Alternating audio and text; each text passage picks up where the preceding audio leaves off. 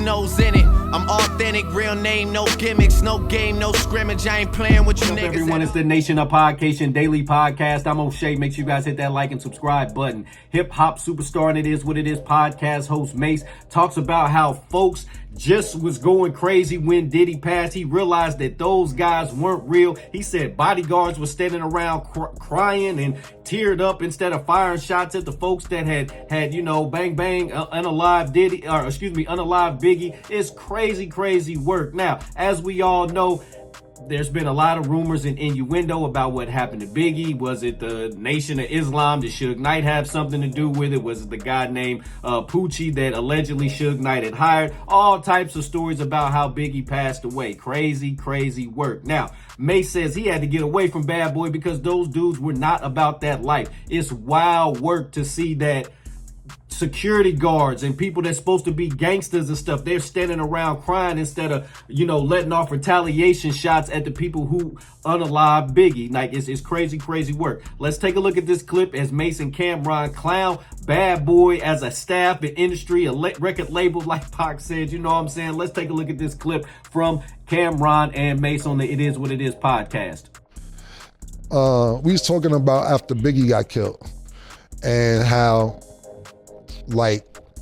nobody from Bad Boy bust a gun when Biggie got shot, and the gang, I'm not gonna tell too much, but he was telling me how the gangs was in the hotel and so on and so forth, and he maneuvered his way to get out of that situation because everybody that he came with there to LA had left out. And he was the only one there. So you got Biggie passed away, security not busting their hammer, Puff get on a private jet, everybody going, and Mase figured his way to get out of here. So we was talking about, he said, Cam, that's why you just see me run around with nobody sometimes. Ain't nobody do shit. I'm better off by myself. It's funny, but not funny. Yeah, when they go, cow, cow. Yeah. You by yourself. Everybody trying to make it home. Yeah.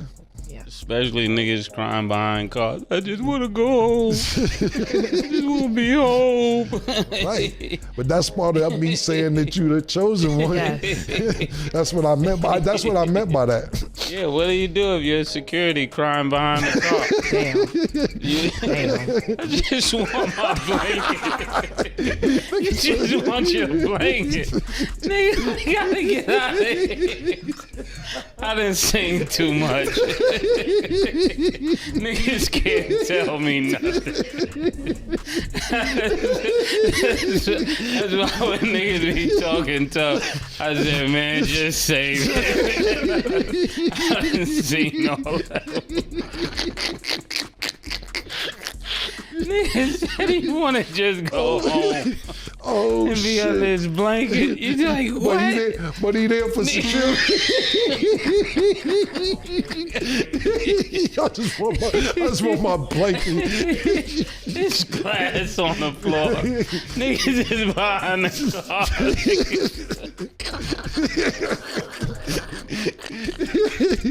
I'm never gonna be in this position.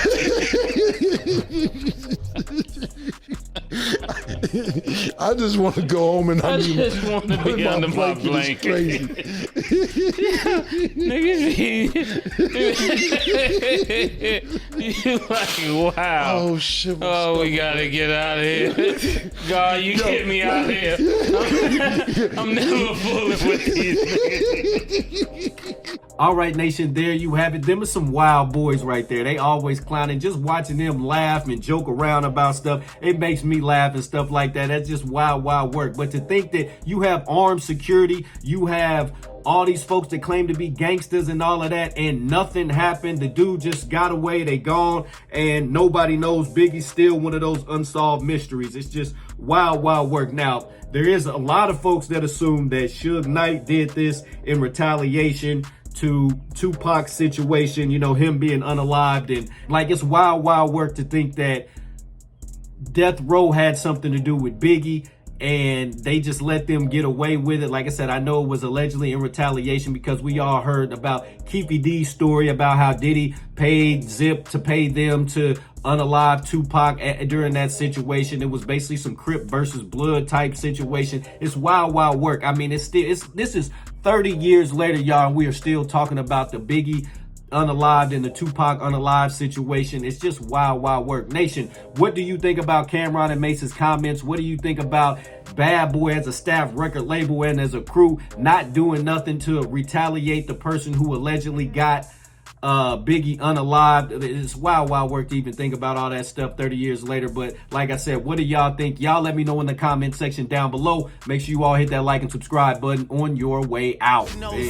I'm authentic, real name, no gimmicks, no game, no scrimmage. I ain't playing with you niggas at all.